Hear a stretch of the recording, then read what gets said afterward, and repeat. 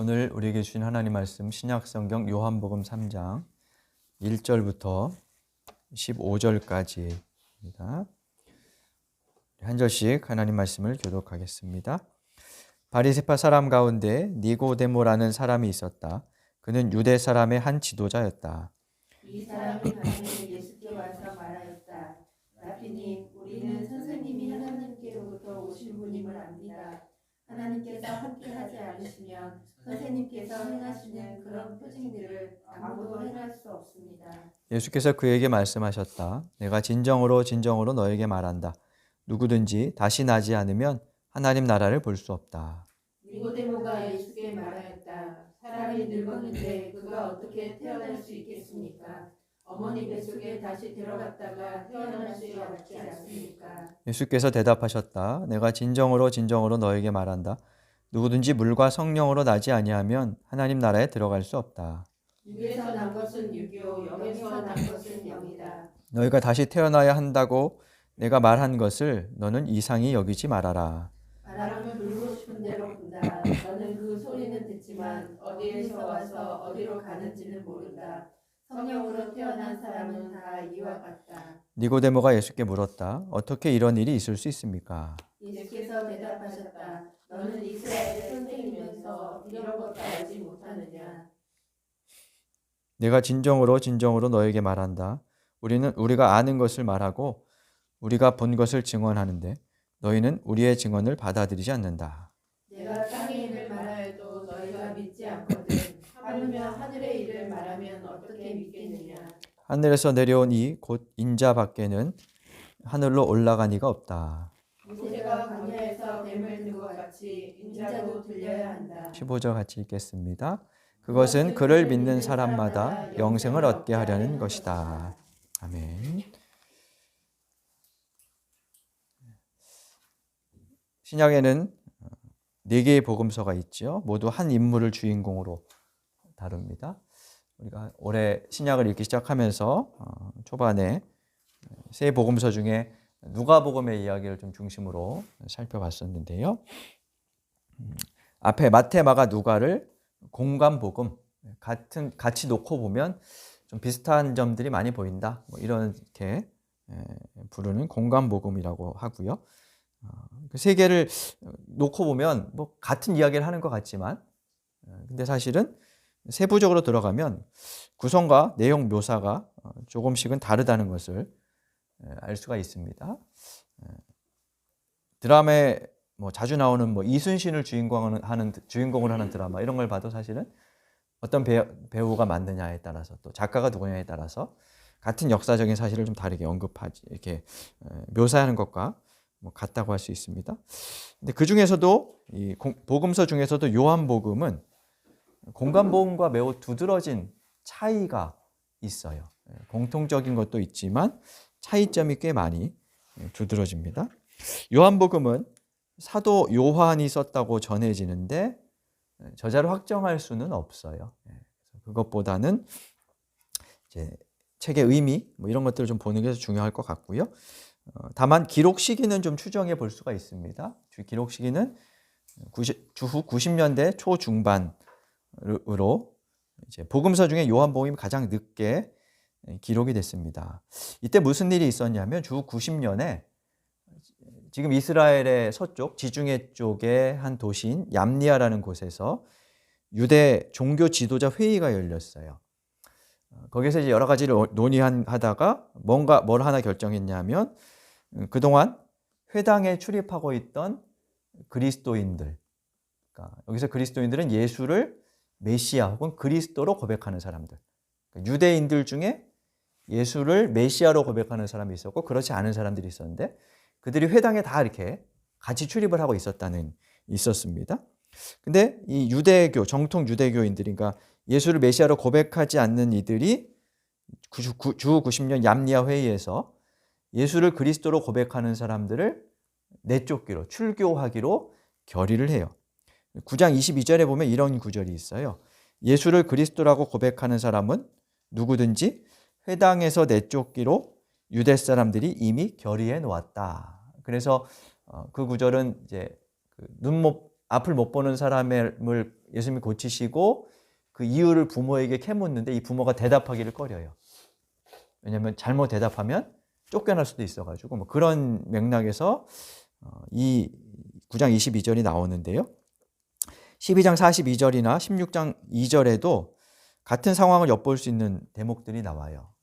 그러니까 이 말은 요 이제 출교, 예전 성경에는 출교라는 단어로 썼고 지금 우리가 갖고 있는 새 번역에는 내쫓기로 했다 뭐 이런 식으로 표현했는데요. 이 단어들에서 우리는 유대교의 출교 결의 후에 그 즈음에 요한복음이 쓰여졌을 것이다라고 이제 추정을 해 볼 수 있죠. 그동안 유대교 회당에는 두 그룹이 섞여 있었습니다. 서로 좀 갈등이 있었겠지만 그래도 유대교라는 테두리 안에 공존을 했습니다. 그러다가 기독교인들이 이제 예수님에 대한 고백을 더 심화시켜 가기 시작을 해요. 처음에 예수님은 시골 출신 한 남자, 뭔가 뛰어난 가르침을 주는 사람, 또 뭐 기적도 행하는 존재, 이렇게 이제 남과 다른 어떤 존재로 이렇게 인식되었을 거예요. 그러다가 차츰 그분의 이제 부활을 목격하고 나서는 그분의 존재의 의미나 정체를 새롭게 고민하게 돼요. 저분이 누굴까? 그래서 이제 지금 우리는 교리적으로 예수님은 완전한 인간이며 완전한 신이다. 뭐 이렇게 고백을 하죠. 근데 이게 처음부터 그렇게 고백할 수 있었던 건 아니에요. 예수님을 사람으로 만났는데 저 사람이 하나님이야? 어떻게 그럴 수 있지? 뭐 이렇게 고민하게 되거든요. 그래서 그게 이제 시간이 쭉 필요했던 거죠. 성찰하는 시간이 필요했던 거죠. 그러다가 기독교인들은 결국 예수님을 하나님으로 고백하게 돼요. 아, 저분이 하나님이다 라고 고백하게 됩니다. 근데 이게 유대교와의 갈등을 아주 깊게 하는 이유가 되었어요. 왜냐하면 유대교는 여호와가 유일한 하나님이라고 믿었습니다. 그런데 기독교인들이 예수가 하나님이라고 하니까 도저히 용납할 수가 없는 거죠. 그래서 예수를 그리스도로 또 하나님이라고 믿는 사람들을 이단으로 규정하여 출교시키고요. 그리고는 자신들이 예배 때마다 낭독하는 기도문에 저 나사렛 이단자들을 저주합니다. 멸망시켜 주십시오. 뭐 이런 식으로 저주하는 기도 내용을 만들어서 예배 때마다 읽기도 했어요. 이 말은 예수를 그리스도요 하나님으로 고백하는 사람들이 이제 기독교와 유대교 중에 뭔가 하나를 선택해야 하는 상황에 놓여 있게 되었다는 뜻입니다. 회당에서 쫓겨나면서 아마 이렇게 생각했을 겁니다. 우리는 더 이상 유대교의 테두리 안에 있을 수 없나? 거기 있을 수 없는 존재들인가? 더 나아가서는 유대교의 낡은 교리나 제도로는 우리의 신앙을 담아낼 수 없겠구나. 뭐 이런 식으로 생각을 하게 됐죠. 그러면서 기독교의 새로운 정체를 더 세밀하게 다듬어 가요. 요한복음은 그 결과물 중에 하나라고 볼 수 있는데요. 그래서 1장 1절에 보면 예수님을 뭐라고 소개하냐 하면 예수님은 태초부터 계셨던 말씀이시며 하나님이시다. 우리가 오늘 교동문에서 낭독했던 그것이죠. 예수는 태초부터 계셨던 말씀인데 그분이 곧 하나님이다라고 그렇게 고백을 합니다. 태초에 말씀이 계셨다. 요한복음 1장 1절은 그렇게 시작합니다. 이 구절을 보면 창세기가 떠오릅니다. 창세기는 어떻게 시작하죠? 태초에 하나님이 천지를 창조하셨다 이렇게 되어 있죠. 히브리어는 이렇게 단어를 직역하면 이렇게 되어 있다. 태초에 창조했다 하나님이 이렇게 되어 있어요. 요한복음은 어떻게 된 거냐면 이것도 그대로 풀면 태초에 있었다 말씀이 이렇게 되는 거예요. 그러니까 그 창세기를 가지고 와서 하나님의 존재를 예수가 하나님이심을 더 이렇게 드러내는 거죠. 근데 이제 이 당시에는 책은 지금 우리가처럼 눈으로 보는 게 아니고 한 사람이 앞에서 낭독을 했거든요. 그러니까 아마 그 어떤 느낌이었을까요? 창세기를 굉장히 유대인들은 많이 들었을 거예요. 회당에서 낭독할 때마다. 그거에 이렇게 빗대가지고 태초에 계셨다 말씀이 뭐 이러면 아마 훨씬 더 이렇게 피부에 와닿게 느낌이 살아있을 것 같아요. 아무튼 요한복음은 이제 그렇게 예수님을 하늘에서 온 존재라고 말하고요. 예수님도 스스로 자신은 하늘에서 온 존재다 그러면서 하나님과 같은 위치에 자기를 놓죠. 근데 그로 인해서 유대 사람들과 갈등을 빚고 그들은 예수님을 죽이려고까지 합니다. 그래서 5장 1절 이후를 보면 유대 사람들이 예수를 죽이려고 했다 이런 표현들이 나오는 것을 알 수 있고요.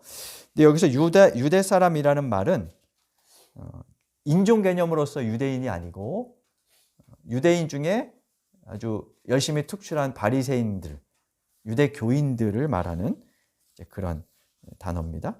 자, 그러니까 요한복음은 지금 요한복음의 독자들은 출교, 그로 인한 박해, 이웃의 미움, 심지어는 죽음의 위협까지도 각오해야 했던 그런 상황에 놓여 있었고요.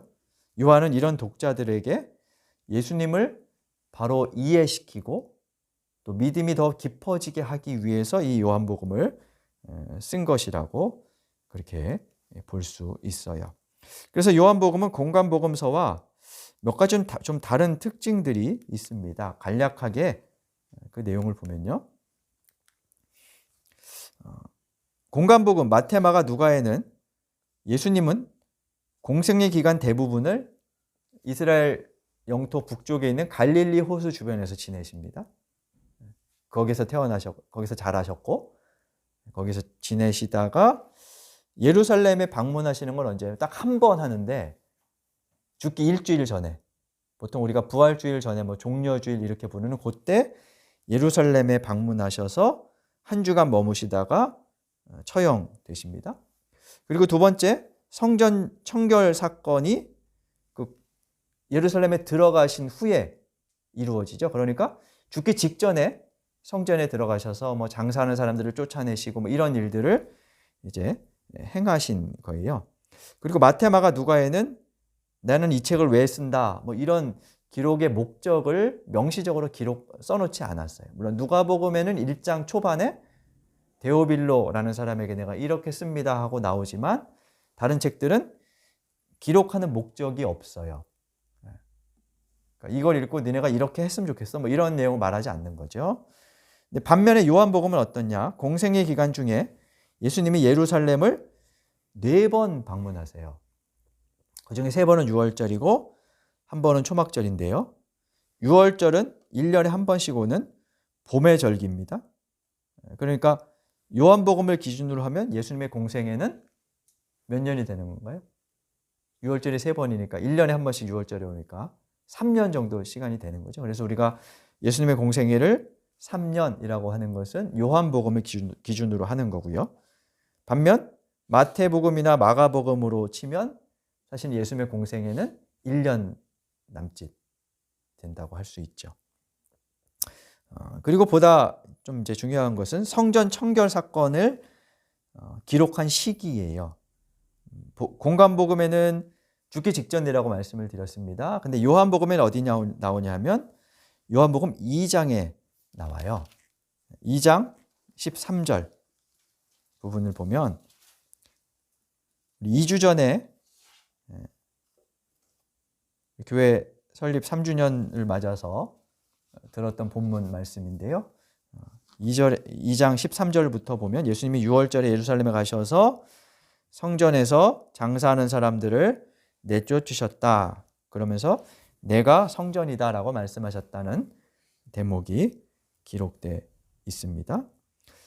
이것은 공생의 초기의 사건입니다. 그러니까 세계인의 복음서는 이 사건이 예수님이 죽기 일주일 전에 행하신 것으로 나오고요. 요한복음에는 초기의 사건으로 나옵니다. 자, 이 문제를 이제 어떻게 해결을 해야 될까요? 언제 있었을까요? 우리는 그냥 이렇게 성경을 따로따로 읽어서 이렇게 쑥쑥 지나가서 근데 이제 이걸 학자들은 이제 치열하게 싸우죠. 공관복음이 맞다. 말년에 했다라고 하는 것도 있고요. 아니 요한복음이 더 역사적인 사실에 가깝다. 이렇게 하는 사람들도 있고요. 또 두 개를 합치는 방법도 있어요. 2번 있었다. 이렇게 하기도 하죠. 그러니까 단순한 해결책들인데 저의 개인적인 견해로는 이건 성전 청결 사건 뭐 이렇게 나오지만 사실은 성전에 가서 예수님이 난동을 부리신 거거든요. 어떻게 생각하면? 그 파장을 생각할 때 2번 행하셨기는 좀 어렵지 않았을까 싶어요. 왜냐하면 이 일이 한 번 있고 나서 아마 예수님은 굉장히 그 경계의 대상이었을 거예요. 누가 여기 와서 막 난동을 부린다 생각해 보십시오, 여러분. 처음에는 우리가 어쩔 수 없이 모르고 당하지만 그 다음에 그 사람이 지나다니기만 해도 경계할 거잖아요. 그죠? 네. 그렇게 생각해 보면 이 성전 청결 사건은 어느 시점에 한 번 있었을 가능성이 좀 크다고 할 수 있어요. 그러니까 언젠진 몰라요. 그럼 이제 뭐가 중요하냐면 복음서 저자들이 같은 사건을 자신들의 의도에 따라서 선별해서 배열했다는 거예요. 편집하는 과정, 취사 선택을 하면서 이 책에서 말하고자 하는 바를 그 사건을 통해서 더 강조하고 하려고 이제 했다는 거죠. 그런 측면에서 요한복음이 말하는 기록 목적을 이해하는 것이 중요합니다. 요한복음 20장 30절과 31절에 보면 화면으로 함께 같이 읽어보겠습니다. 기록 의도를 요한복음 20장 30절과 31절에서 이렇게 말하는데요. 우리 한번 함께 읽겠습니다. 예수께서는 제자들 앞에서 이 책에 기록하지 않은 다른 표징도 많이 행하셨다. 그런데 여기에 이것이나마 기록한 목적은 여러분으로 하여금 예수가 그리스도요 하나님의 아들이심을 믿게 하고 또 그렇게 믿어서 그의 이름으로 생명을 얻게 하려는 것이다. 요한복음에서 이제 끝부분에 기록 목적을 씁니다. 좀 요약하면 이거 읽고 예수님이 어떤 분이신 줄 알아라. 그리고 믿고 생명을 얻어라. 뭐 이겁니다. 믿음이 2번 나오는데 예수님이 누군지를 알고 누군지를 믿고 그리고 이름을 믿어서 생명을 얻는 것. 그렇게 말하고 있습니다. 그러면서 앞부분에 이렇게 나오죠. 이 책에 기록하지 않은 다른 표징도 예수님이 많이 행하셨는데 이것이나마 기록한다. 이렇게 말합니다. 예수께서 행하신 표적 중에 몇 가지를 골랐다는 거예요. 자, 그럼 몇 개가 기록되어 있을까요? 요한복음에는 예수님의 표징 7개가 나와요. 요한복음에는 7가지 표징이 나옵니다. 7개를 쭉 정리해 드렸는데요. 4번째와 5번째, 5,000명을 먹이시고 바다 위를 걸으신 것은 다른 복음서에도 나오는 내용이고 나머지 5개는 요한복음에만 나오는 그런 자료들입니다. 7개를 골랐었어요. 의도가 있다는 것이고요. 2번째는 이 사건들을 요한은 기적이라고 부르지 않고요. 표징이라고 불러요. 아까 20장 30절에도 그렇게 나와 있고요. 오늘 본문 2절, 3장 2절에도 그렇게 나옵니다. 오늘 본문 한번 가보겠습니다. 3장 2절에 보면 바리새인이며 유대인의 종교 지도자였던 니고데모라는 사람이 예수님을 찾아와서 대화하는데요. 2절 끝에 표징이라는 단어가 나오죠. 선생님께서 행하시는 그런 표징을 아무도 행할 수 없습니다 하면서 표징이라는 단어가 나옵니다. 번호가 써 있습니다. 그 번호를 따라서 아랫부분에 각주를 보시면 이렇게 돼 있죠. 각주 2번. 같이 한번 읽어볼까요? 예수의 신성을 보여주기 위한 상징으로서의 기적. 그리스어 세메이온이라고 이렇게 기록이 되어 있습니다. 공간복음에는 기적이라는 단어가 나와요. 놀라운 일이라는 낱말을 썼어요. 근데 요한복음은 그 기적이라는 헬라어 대신 표징이라고 번역되는 단어를 써요. 같은 사건을 다른 단어로 묘사하는 겁니다. 기적이라는 것은 단어의 그 사건의 표면적인 성격을 강조해요. 그래서 사람들이 그걸 보고 놀라고 두려워하기도 하고 이렇습니다. 근데 요한이 쓴 표징, 단어는 사건 자체가 아니라 그 사건 속의 의미, 속뜻이 무엇인지를 보게 하는 그런 단어입니다. 그래서 요한복음은 기적의 상징적인 의미를 더 강조하고 있다는 그런 말입니다. 예를 들어서 이제 다른 성경에는 그래서 기적 사건 자체만 이렇게 쭉 나오고 사람들이 놀랬다, 두려워했다 이렇게 끝나는데요. 요한복음은 어떤 기적이 나온 다음에 그 기적의 의미를 설명하는 내용이 더 길어요.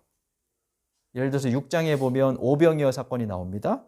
사건 자체가 한 10여 절 정도 나오고요. 그 다음에 나머지 한 50절 정도가 그걸 설명하는 내용이에요. 오병이어 사건이 있었고 그 사건 후에 예수님은 자신을 나는 하늘에서 내려온 생명의 빵이다 이런 식으로 설명하십니다.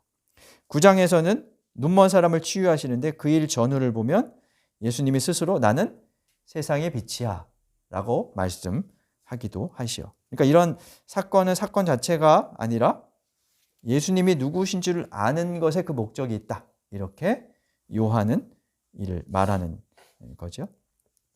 예수님이 누구신가? 그걸 아는 것이 중요합니다. 그래서 요한은 요한복음에서 예수님께서 스스로를 나는 이런 존재야 라고 표현하시는 구절들도 몇 개 선별해서 기록을 합니다. 그것을 예수님의 자기 선언이라고 하는데요. 나는 뭐뭐이다 이렇게 이제 표현하는 겁니다. 나는 생명의 빵이다, 세상의 빛이다, 양의 문이다, 선한 목자다, 포도나무다, 이런 식으로 이제 7번, 이것도 7번 나옵니다. 근데 여기서 나는 무엇이다 라는 이 표현 자체가 매우 중요해요. 왜냐하면 이것은 구약에서 하나님이 이스라엘 백성들에게 자기를 표현하는 방식으로 자주 쓰신 용어예요. 그런 이제 구절이에요. 예를 들어서 출애굽기 3장에 보면요. 모세가 하나님을 만납니다. 불붙은 나뭇가지를 보고 가서 하나님을 만나죠. 거기서 모세가 하나님께 당신이 누굽니까? 라고 묻습니다. 그때 하나님께서 대답하시는 장면이 출애굽기 3장 14절에 나오는데요. 우리 화면에서 한번 같이 읽어보겠습니다. 출애굽기 3장 14절 읽겠습니다. 하나님이 모세에게 대답하셨다. 나는 곧 나다. 너는 이스라엘 자손에게 이르기를 나라고 하는 분이 너를 그들에게 보냈다고 하여라. 나는 곧 나다. 사실 이해하기 좀 어려운 말이죠. 하나님 스스로는 이외에 설명할 방법이 없었을 거고 우리로서는 이걸 이해하기가 좀 어렵습니다. 마치 퇴근하는 아버지가 배를 누르며 누구세요? 하고 안에서 물어보면 나야. 그냥 뭐 그런 거예요. 그러니까 관계적인 측면에서 이해할 수 있는 사실 그런 맥락인데요. 예수님 하나님을 더 이상 설명할 방법이 없어. 나는 나야. 무엇에 다른 것에 빗대서 나를 말할 수 없어. 뭐 이런 식으로 우리가 생각해 볼 수 있는데요. 근데 이 표현이 요한복음에 똑같이 나와요. 요한복음 8장 24절에 보면요. 예수님을 대적하던 사람들이 예수님께 와서 이것저것 따지면서 당신이 누구요? 라고 묻는데요. 그때 예수님이 8장 24절에서 이렇게 대답하세요. 우리 8장 24절도 화면에서 한번 같이 읽어보겠습니다. 내가 곧 나임을 너희가 믿지 않으면 너희는 너희의 죄 가운데서 죽을 것이다. 여기서도 예수님이 내가 곧 나 이렇게 대답하시는데요.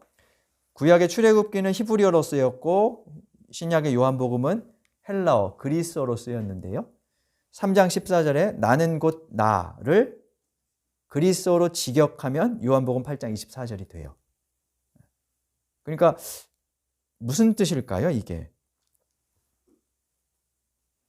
자, 이 말을 들은 유대인들의 입장에서 한번 생각을 해보십시오. 예수님이 너 누구냐? 하고 물었는데 나 나야 라고 대답을 예수님이 하셨습니다.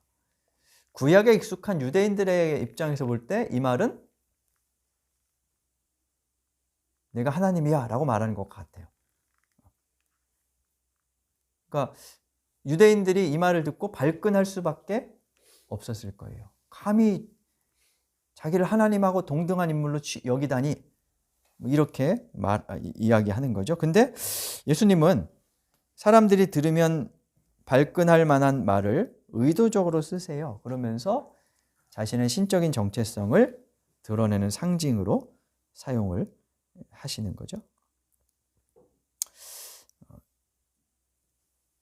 표징과 이 예수님의 자기선언은 모두 7번 기록되어 있습니다. 유대인들은 7을 완전수로 생각을 했습니다.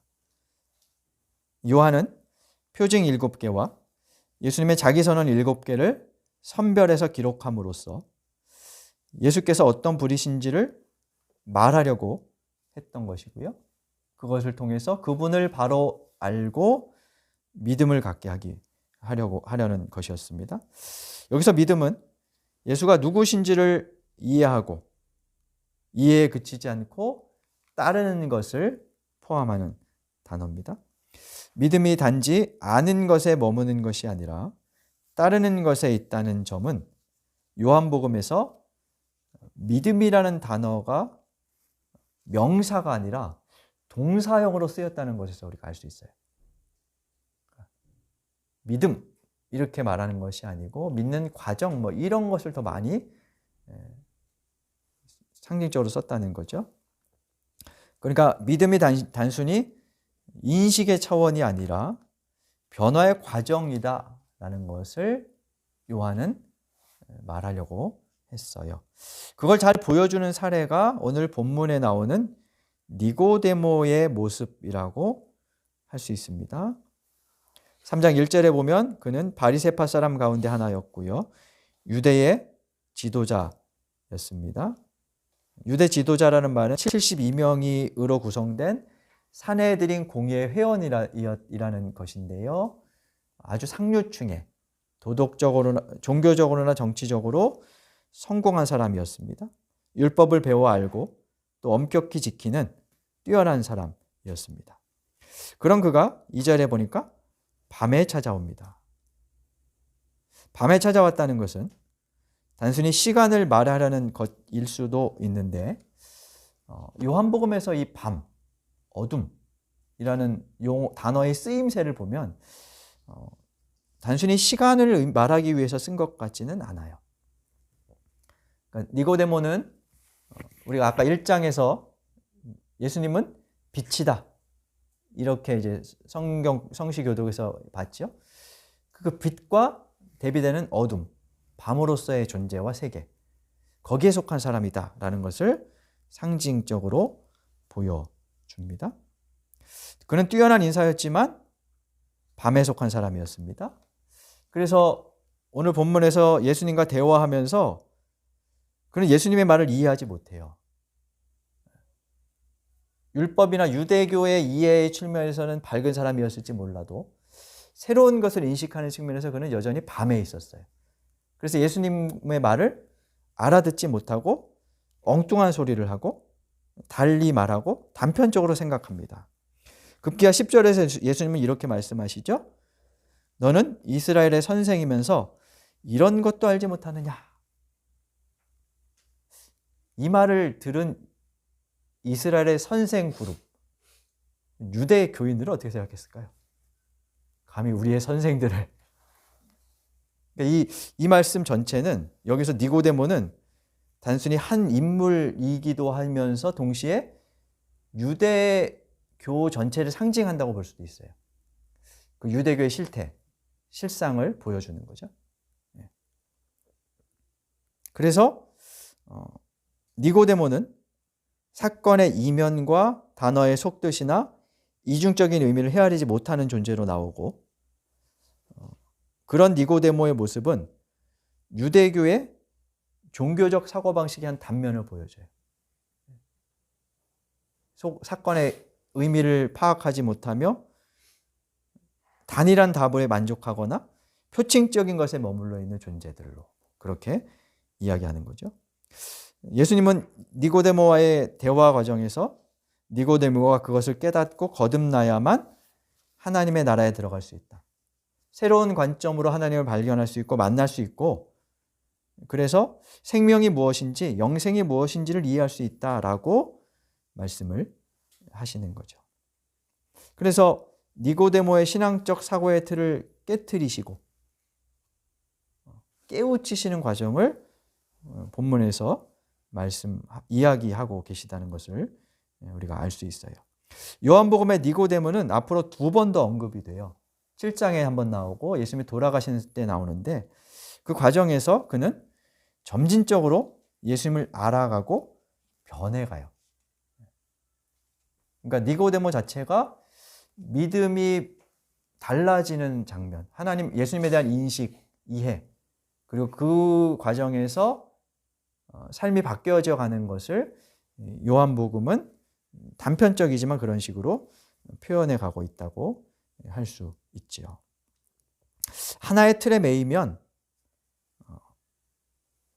그 이면을 깊이 볼 수가 없는 가능성이 커지죠. 니고데모가 그런 인물이었고 니고데모가 상징하는 유대교가 그런 것이었어요. 그래서 아마 요한은 이 책을 쓰면서 유대교로부터 축출되는 것, 출교되는 것을 두려워하지 말아라 라고 말하고 싶었을 거예요. 그걸 이해하려면 그 틀을 깨고 새로운 관점으로 예수님을 이해하고 알아야 너희들의 삶이 바뀌고 너희들의 정체가 새로워질 것이다. 뭐 이렇게 말하는 것이죠. 우리에게도 그런 과정이 필요할 겁니다. 믿음이 정적인 차원에 머물지 않고 과정으로서 하나님을 더 이해하고 알아가고 깨트려지고 새롭게 형성되면서 깊어지는 그런 과정이 필요한 거죠. 그리고 그것을 바탕으로 삶이 바뀌는 그 부단함이 우리에게 있어야 하는 것이죠. 요한복음을 읽으면서 더 나아가서 성경 전체를 우리가 읽고 해석해가는 과정에서 우리의 믿음이 깨어지고 또 다시 새롭게 세워지고 그 과정을 반복해가는 그런 저와 여러분이 될 수 있기를 간절히 바랍니다. 이 말씀을 기억하며 기도하겠습니다.